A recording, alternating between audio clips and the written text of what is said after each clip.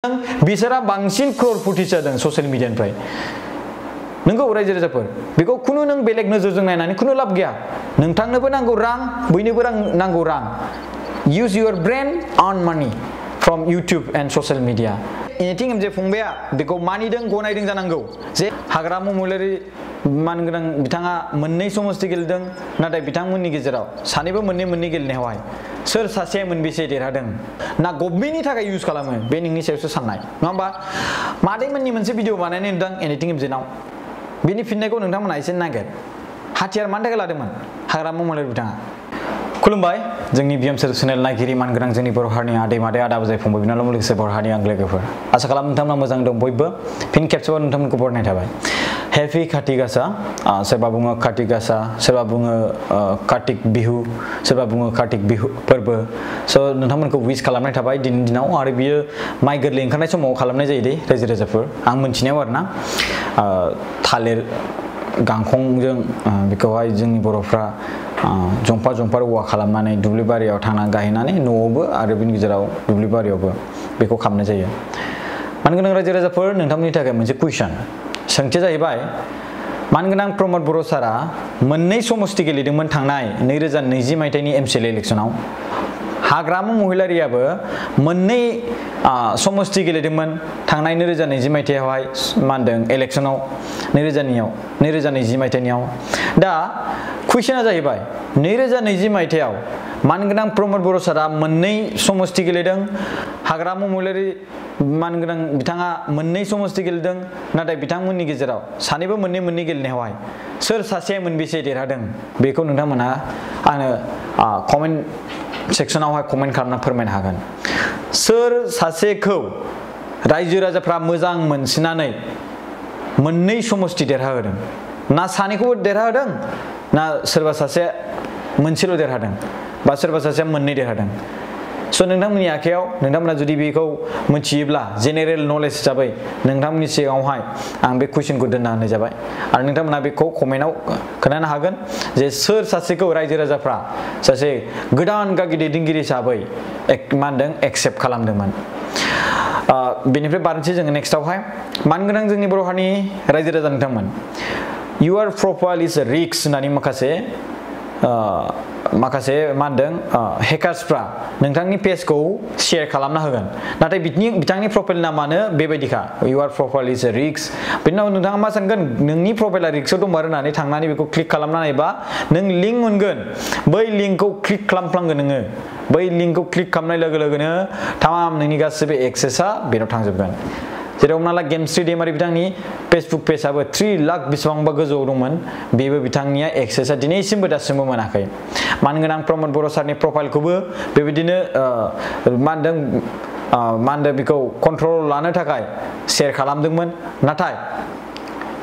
बेवहाय बेखौहाय मानगोनां प्रमद बर' सारा बेखौ सांग्रांथियाव दं नालाय बिथांनि पेजखौ सामलायगिरि बिथांमोना बेखौ ब्लक खालामनानै दोनबाय आरो रायजो राजाफोरनि सिगाङाव बेखौ फोरमायनानै होबाय गोबां बर' हारिनि एक्टर एक्ट्रिसफोरनि पेजफोरखौ बेबायदिनो शेयार खालामनानै बिथांमोना गोरोन्थियाव सेरनानै लायोब्लाथाय बिथांमोना डाटा थांगोन नालाय स' नोंथांमोना हुसियार थाबानो जाबाय बयबो रायजो राजाफोर स' बिनि गेजेराव डाटाया थांनाय लोगो लोगोनो नोङो बै पेजखौ नों खोमाना लानो गोनां जागोन मानगोनां जोंनि बर' हारिनि रायजो राजा नोंथांमोन गोरिब न'खरनि सोद्रोमाफ्राबो दायो जासै ना बेदर दा खोथाया जाहैबाय गभर्नमेन्टआथ' गासै सुबुंखौ मदद खालामजोबनो हायो बेथ' नङा आनइमप्लयमेन्ट सुबुङाथ' थाखाथारगोन सासे सानैयाबाबो एसेबाबो हाजार गासैखौबो हाजोबखाया स' बिनि गेजेराव बै एसे एनै थानाय सुबुंफोरनो माखासे खाबु होदों सोर होदों मिथिगौ ना बेनो जाबाय इउटुब आरो फेसबुक खायसे सुबुंफ्रा 30,000 40,000नि साख्रि मावो नंगौ रायजो राजाफोर 30-40,000नि साख्रि मावो ना बिथांमोनाबो बिल्डिं लुनो गोसो गारि खब्रै लानो गोसो नाथाय दिनैसिम बिथांमोननि सिमाङा जाफुंसाराखै नाथाय सासे इउटुबार जानानै बिथाङा जेब्ला रायजो राजाफोरनि अनसायनाय मोनबाय बिथांमोना नायै बेदरैबो दैलि जायो आरो बिनि गेजेराव बिल्डिंबो लुनो मोनो हायो गारिबो बायना लानो हायो स' बेबायदि जालांगासिनो दं रायजो राजाफोर फेसबुक आरो इउटुब बेखौ दुसिनानै लाब गैया इन्स्टाग्राम बेफोरखौ दुसिना लाब गैया टुइटार बेफोरखौ दुसिना लाब गैया बे जाबाय नोंनि थाखाय मोनसे प्लेटफर्म रां खामायनायाव बे नोंखौ हेफाजाब होयो नलेज आरजिनायाव बे नोंखौ हेफाजाब होयो गोबां बिथिङाव नोंखौ बे मदद खालामो रायजो राजाफोर नोंनि सायाव बे बाहायनाया नाथाय नोंथाङा जुदि बेखौ आर्निं सोर्स हिसाबै जुदि बाहायोब्ला नोंथाङा बेखौ नलेज हिसाबै बेखौ बाहायोब्ला yes definitely you can earn lots of money using your brain नोंनि दिमागखौ बाहायनानै बेवहाय गोबां रां खामायनो हायो टेक्निकेल गुरुजियाव दिनै दुबाइ बायदियावहाय प्लेट बायना लानो हादों दिनै गोबां इउटिउबारफ्रा क्रर थाखा खामायदों जेरै हमना ला मोनसे खोथाखौ बुंनो थाङो आं बेवहाय खायसे सुबुंफ्रा इउज खालामनो रोङा नालाय दा इउटिउबारफोरखौ मेगन सायो इनफ्लुएन्सारफोरखौ मेगन सायो गाव इउज खालामनो रोंला गावहा भिउ जाजाला स' बिनिफ्राय एसे जानगाराव था you have to live from this नों बिनिफ्राय एसे गोजानाव था नों बिनिफ्राय एसे जानगाराव थानाया साबसिन मानो होनबा नों बिनि थाखाय लाइकआनो नंखाया दुसिनानै लाब गैया इउटिउबखौ फेसबुकखौ नों जुदि नलेज नांगौब्ला येस नाय आरो बिनि गेजेराव नलेज आरजि इउज नों प्रेक्टिकेलि बेखौ बाट नों जुदि आर्निं खालामनो लुबैदोंबा इउटिउबाव नङा होमबा स' इउटिउब सासे क्रिएटर कन्टेन्ट क्रिएटर जानांगौ सासे उन्दै गथ' बड'लेण्डनिफ्राय बि बयस होनना बुङो बिथाङाबो दिनै बिथाङा गावनि फंबायनोनो 4 लाख गाहामनि बाइक बायनानै होनानै गिफ्ट हिसाबै होयो बियो गाव सेकेन्ड हेन्ड गारि बायनानै बेखौ बारखोलाय माहोलाय खालामो मेसिनफोरखौ बानायफिनो अब्ला बोरै हादों बेफोरखौ इउटिउबनि दारै हादों बे इउटिउबखौ इउज खालामनो रोंब्लानो नोंबो जागोन सासे आइस अफिसारनिख्रुइ बांसिन सेलारि खामायग्रा दिनै क्रर थाखा खामायदों रायजो राजाफोर क्रर थाखा नाथाय मोनसे खोथा बेनो कि नों बाहायनो रोङा जायनि जाहोनाव नोङो गुबुन बाहायग्राफोरखौ मेगन सायो स' बेफोरखौ नोङो जानगाराव दोननानै वेस्टिं खालामालासिनो नोंनि माइन्डखौ नोंनि गोहोखौ नों बोरैहाय बानायनो हागोन बेखौ नोजोर हो स' गभार्नमेन्टआ जायखौ मदद खालामजोबनो हाया बैसोर सुबुंफ्रा दिनै गावनि ब्रेनखौ इउटिउबाव फेसबुकआव बाहायनानै रां खामायनो हायो आरो मदद होनो हायो मोनसे इसोर बायदि जानानै फैदों मोनसे मा होनो बेकआप गभार्नमेन्ट माने सेकेन्ड गभार्नमेन्ट होनना बुंजायो रायजो राजाफोर सेकेन्ड गभार्नमेन्ट दा इन्डियान गभार्नमेन्टनियाव जेरै जेसेबांखिनि रायजो राजाफोरखौ मदद खालामनो सानदों गासैखौ हाजोबाखै नाथाय इउटिउबा बै जाय मानसिनो साख्रि होआ माने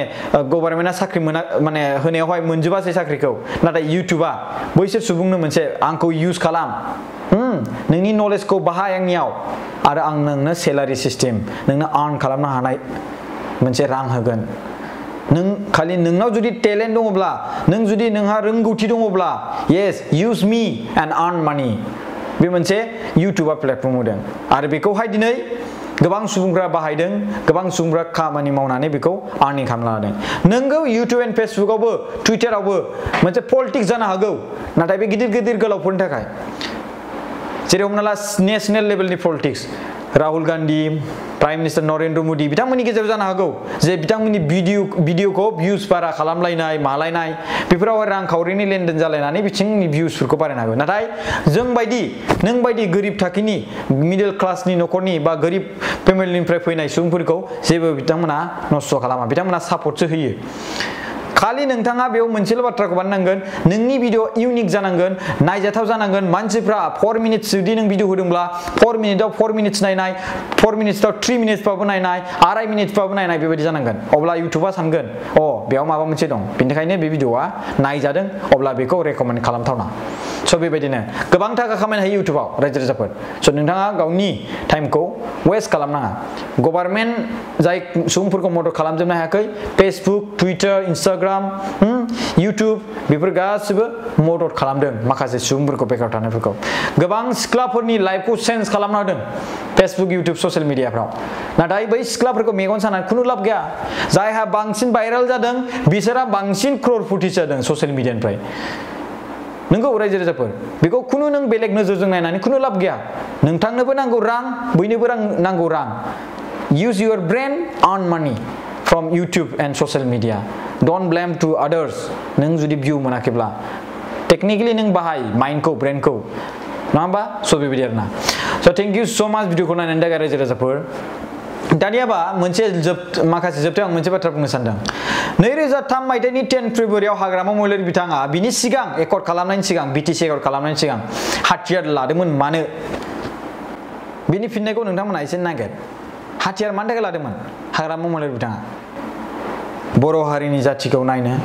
बर' हारिनि डेभेलपमेन्टखौ नायनो हारिया हानि मोन्थाय मोननायनि थाखाय एजुकेशन राइट्स मोन्थाय मोननायनि थाखाय प्रमद बर' साराबो एबसु आन्दलन खालामनाय समाव बिथाङा मानि थाखाय दावहा नांदोंमोन हाथियार लायाखै बिथाङा कलमनि पावारजों बिथाङा रायजो राजाफोरखौ लानानै मुभमेन्ट खालामदोंमोन नङा होमबा जोंनि एजुकेशनखौ लानानै पलिटिक्स राइट्सनि सायाव लानानै हानि मोन्थायनि सायाव लानानै नङा होमबा एखेदा दानियाबा 2003 मायथाइयाव बिटिसि एकर्ड जानायनि उनावहाय हाग्रामा महिलारिया दिनै मुसलमानफोरनि मा होनदों मस्जिदाव थांगोन नङा होमबा सोरबा सोरबा हारसाफोरनियाव थांगोन बिथांमोनजों गोरोबलायगोन बिथांमोननि एगेन्स्ट बुंनो हाया बैसोरनि एगेन्स्ट बुंनो हाया मानि थाखाय जानाय हाग्रामा महिलारि बिथाङा दिनै प्रमद बर' सारा गाव मोनसे बाथ्रा बुंनायखौनो एसेबां भाइरेल खालामदों बेनो जाबाय मय बर'आव हय मय असमियाव हय बे बुंनाय बाथ्राखौनो गोबां भाइरेल खालामदों नंगौ दा बिथाङा सरकाराव थानायनि थाखाय माखासे परिबेकखौ बिथाङा कन्ट्रलाव दोननो थाखाय बै माखासे बाथ्राफोरखौ बुंनो गोनां जायो बेखौ नों आंहा बुजिना लानांगोन बेखौ इउज खालामनाङा दा हाग्रामा महिलारिखौथ' बै समाव इउज खालामदोंमोन नामा एसेबां अयनायद्राय पलिटिक्स गेलेनाङा दे बेखौ गोसोआव लाखिया मिथिबायना दा बिथाङा पावार दं हिसाबै बयखौबो नायनांगोन सोरबा मुसलमान सोरबा मा नाथाय बिथांनि जि मन बिथाङा मा थांखिनिफ्राय फैदोंमोन बेखौ डन्ट फरगेट दिस दा बाथ्राया जाहैबाय मानगोनां रायजो राजा नोंथांमोन पलिटिक्सखौथ' खालामगासिनो दङ गावसोरनो गावसोर जइन जालाबाय थायो बिपिएफ टु बिपिएफ जइनिं दा बेखौहाय रायजो राजाफोरनि गेजेराव सानद्रि मा होनदों साद्रि सारफावनानै गोदान गोदान मानसि जइन जादों बायदि देखायो स' बेयो गोदान बाथ्रा नङा जों बेखौ मिन्थिखायो नङा होमबा रायजो राजाफोर स' आं बेखौ बुंबाय दिनैहाय आंखौ बुनो ओंखारदों दिनै नोंखौ हारा बायगोन होननानै बुंलायलायदों एसेबां बेबायदि बाथ्रा बुङो बिथांमोननि एगेन्स्टआव माखासे पइन्ट टु भिउ जुदि आङो बिथांमोननि कारापसननि बाथ्रा बुङोब्लानो बिथांमोना आंनि सायाव सिखारो आं माखासे गेजेर खन्दआव सिरि थाबाथाय सिरि थागोन आं माखासे बिथांमोननि सायाव बुंबाथाय बिथांमोना एकदम बायदिसिना भाई नोंथांमोननि सोमोन्दै बुंनांगोन मानो होनोब्ला नोंथांमोनहा जि रायजो राजाफोरखौ थगायनानै 17 बोसोरनि गेजेराव नोंसोरो ना माने बिटिसिनि फान्डखौ ना मोजाङै इउटिलाइज खालामबाय सोरनिबा न'खौ क्रर क्ररपति खालामबाय निजेबो बानायबाय सुइमिं पुल माबा माबि दा मोनसे बाथ्राखौ बुंनो सानदों एनिथिं एमजेआ बेयाव मोनसे बाथ्रा बुंदो दै बाथ्राया जाहैबाय कि बेयावथ' 600 जन 300 जन 400 जनथ' सोरबा बा 200 जनथ' बेयाव खामानि मावना दंगासिनो दंना बिदि बुंदों बे रांखौ जुदि गभर्नमेन्टनि सम्पति हिसाबै गभर्नमेन्टनि मोनसे कम्पानि बानायनायमोनब्ला अब्ला बेवहाय मा बै 300 जन 400 जना गभर्नमेन्टनि जानानै खामानि मावनो हायामोन नामा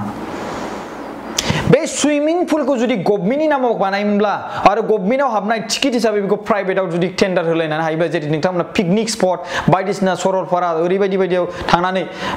नोंथांमोना बेयाव पिकनिक जाहैयो आरो फैसा होयो 50 थाखा 100 थाखा 200 थाखा गारि दोननाय मानायनि अब्ला बेयाव बे सुइमिं पुल बायदि बे पार्कफोर बायदिखौ अब्ला गभर्नमेन्टनि मोनसे सम्पति खालामनानै गुबुननो टेन्डार होनानै बेबायदि इउज खालामनो हागोन हायामोन बैफोर रांखौ दा दिनै एनिथिं एमजे फंबाया बेखौ मानिदों गनायदों जानांगौ जे नोंखौ हाग्रामा महिलारि सार बिथाङा बेखौ कारापसन खालामनानै बा माखासे जों खामायदों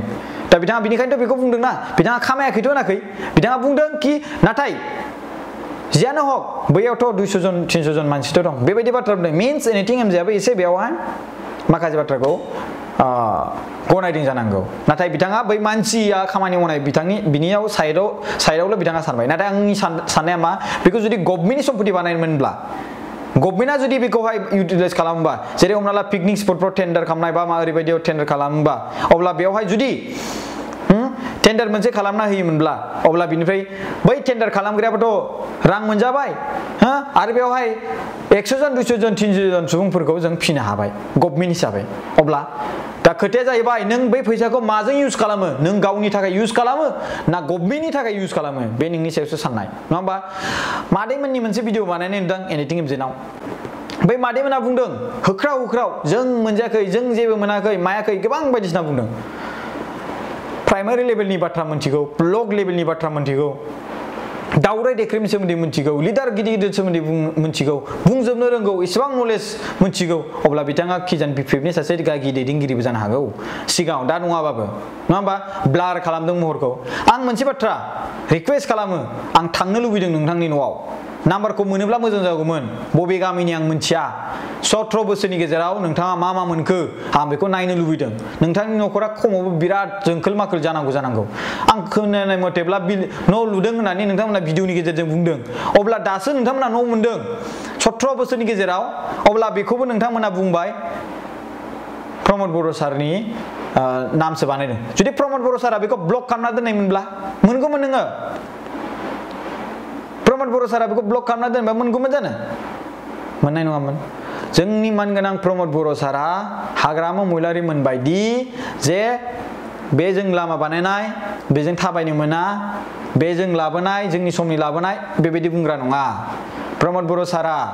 बे रायजोनि थाखाय इम्पर्टेन्ट बबेबा बासुगावनि ओभारफ्लाइ माने फ्लाइओभारखौनो बुं मा होनदों गणेश कसारि ना मा बिथां बुंनाय बाथ्राखौ आं बुंनोसै बेवहाय बहाबा बबेनिबा फ्लाइओभारखौनो बुं बैफोर खामानि मावनाय समाव जे फाइनान्सियेल फैयो बिटिसिआव बै रां फैनायखौ बिथाङा बेखौ गुबुन खामानियाव इउटिलाइज खालामनो हानाय बिथांनाव पावार दंमोन नाथाय बिथाङा बेखौ मानो है हाग्रामा महिलारिनि समिसे भिडिअ माने मा होनोमोनलाय सरि फ्लाइओभार बानायनाय बा माबा मोनसे दालां बानायनाय बेखौहाय दा बानायना होयोब्ला हाग्रामा महिलारियासो नामखौ क्रेडिटखौ मोनगोन जों मोननाय नङा नाङा बेखौ दोनथ'नोसै बिसोर नांगौबा उनाव गभर्नमेन्ट दाफिनबा बानायथोंसै दोनथ'नोसै बेबायदि सानालासिनो रायजोनि इम्पर्टेन्टखौ साननानै बिथाङा बै बे खामानिखौ जाफुंहोग्रा सुबुङानो जाबाय प्रमद बर' सार बिथांनो नांगौबा क्रेडिटखौनो सोरबा बानायनानै नांथों नाथाय रायजोनि गोनांथियासो देरसिन नङाब्ला बेखौ बन्द' खालामनानै दोनथ'नो हायोमोन बिथांनाव पावार दं बिथाङा गभर्नमेन्ट सालायगासिनो दं नाथाय बेबायदि खालामाखै बिथांनो बेबायदि क्रेडिट नाङा मिथिबायना नांगौबा जाय लाबोदों बेनो लाथों नाथाय बिथाङा बेखौल' नोजोर होयो बे रायजोनि थाखाय बे फ्लाइओभारा गोनांथि बै लामाया गोनांथि बेखौ जों मावथारनांगोन सोरबा गभर्नमेन्टआ लाबोआबा मानो नङाब्ला बेखौ ब्लक खालामनानै दोनथ'नो हायोमोन फैसाखौ गुबुनाव बाहायनो हायोमोन थेंक इउ सो माच गाइस भिडिअखौ नायनो थाखाय खुलुमबाय